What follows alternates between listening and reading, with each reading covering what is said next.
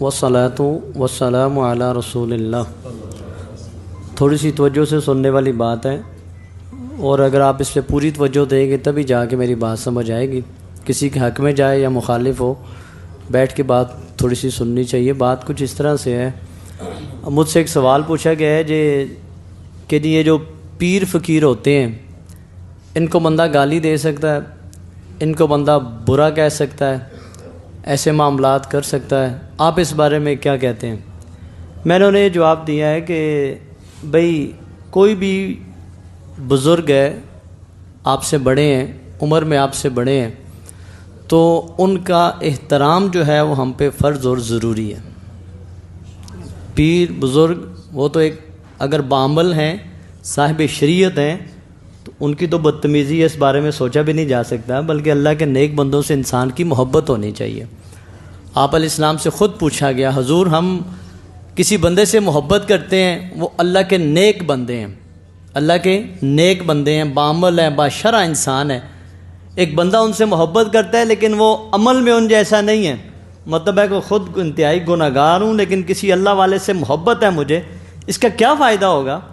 नबी अलैहिस्सलाम ने फरमाया कि अलमरउ मअ मन अहब्बा, कि क़यामत वाले दिन बंदे का शुमार उसी के साथ होगा जिससे उसकी मोहब्बत होगी। समझें इस बात को।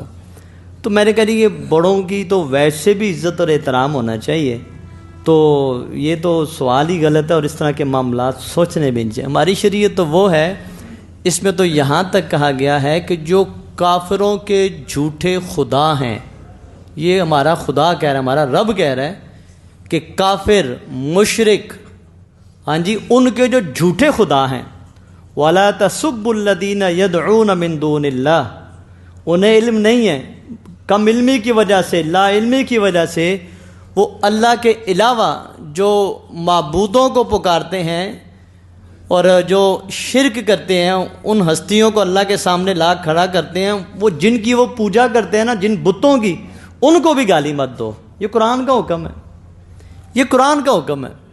तो ये गाली वाला जो कल्चर हमारे यहाँ आम हो गया ना, मौलवी साहिबान को गालियाँ देना, उलमाए कराम को गालियाँ देना, जनाब पीर बुज़ुर्गों जो बामल लोग हैं उनको गाली, ये गलत तरीक़ेकार है। ये हजूर नबी करीम सल्लल्लाहु अलैहि वसल्लम के तरीके से हट के बात है, सारी याद रखिएगा। कोशिश करें कि अच्छी फ़िज़ा हो। हमारे यहाँ अगर किताब पढ़ी जाती है ना, कोई भी किसी दूसरे मसलक की किताब पढ़ी जाती है, तो वो इस ज़हन से पढ़ी जाती है कि इसमें गलत बातें कौन सी हैं। याद रखिएगा इसको, इसमें वो बातें कौन सी हैं कि जिन बातों को ना मैंने किसी को बताना है भी तुम्हारी किताबों में ये लिखा है, तुम्हारी किताबों में ये लिखा है, हर एक दूसरे के साथ यही कुछ कर रहा है कि वो इसलिए ढूंढते हैं। किसी शख्सियत की बात करें ना, तो वो उस शख्सियत के गंदी बातें निकालने की कोशिश करता है। वो हमारी जमात के अमीर हैं, दूसरी बंदे की जमात के अमीर हैं, किसी दूसरी मस्जिद के इमाम हैं, मैं उसमें से वो बातें निकालने की कोशिश करता हूँ जो कुछ ऐसी बात हो, वैसे तो मैं नहीं कर सकता, ये बता दूँ वो बंदा इस तरह का बंदा है जी, इससे बंदे का क्या ताल्लुक़ है। बात सख्त है, लेकिन हमारे असातिज़ा किराम ने हमें बात समझाई है। मौलाना रूमी बड़ी खूबसूरत बात लिखते हैं। मौलाना साहब फरमाते हैं कि जो होता है ना खिंजीर, वलहमल खिंजीर, कुरान पाक में भी तज़किरा है। खिंजीर जो होता है ना, इसकी एक गंदी फितरत है। वो क्या कहते हैं? इसकी गंदी फितरत ये है कि बाग होता है, वहाँ फूल लगे हैं, फल हैं, पौधे हैं, सरसब्ज़ और शादाब, खुशबुएँ, सब कुछ है, लेकिन ये जो सूअर है ना, इसकी अल्लाह ताला ने गंदी फितरत बनाई है। वो ये कि इसे इंसानी जो पेशाब है ना, वो इसे बड़ा पसंद है। इंसानी पेशाब जो है ये उसको बड़े शौक़ से खाता है। ये पूरे बाग में फूल, फल, खुशबू, पौधे छोड़ के कोई गंदी जगह ढूंढता है। ये आज से कई सौ साल पहले की बात कर रहा हूँ। वो गंदी जगह ढूंढता है जहाँ इंसानी फजला पड़ा हो, ताकि वो जाए और उसको खा ले। तो वो बुज़ुर्ग हमारे समझाते थे कि तुम गंदगी ढूंढने वाली फितरत ना रखना जहन में।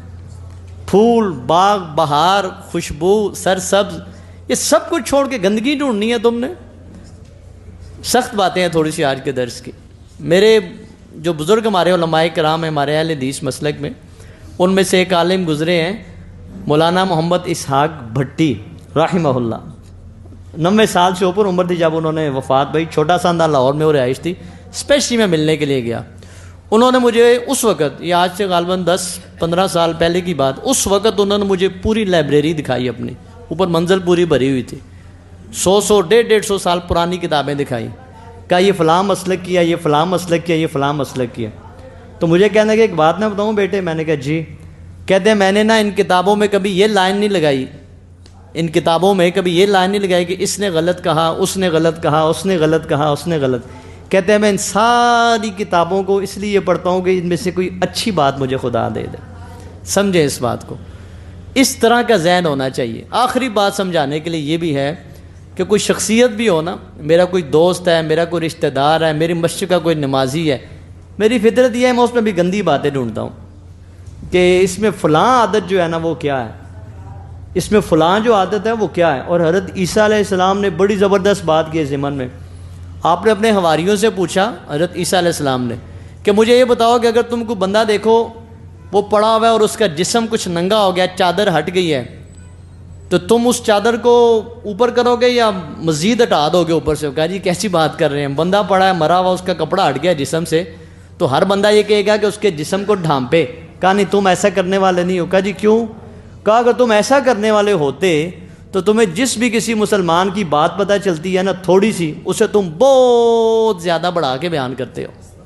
کسی مسلمان کی، جسے ہم غیبت کہتے ہیں، مذاق اڑانا کہتے ہیں، پیچھے بیٹھ کے مزے لینا کہتے ہیں، بیٹھ کے خوب ہنسی مذاق گپیں لگائیں اور اس کو کھانا خراب کر دیا، اتنی سی بات کا پتنگڑ بنا کے بہت لمبی۔ میں کہنے کا مقصد یہ ہے، بزرگ نہ محفوظ ہیں، نہ علماء محفوظ ہیں، نہ نمازی محفوظ ہیں، نہ گھر والے، نہ رشتہ دار۔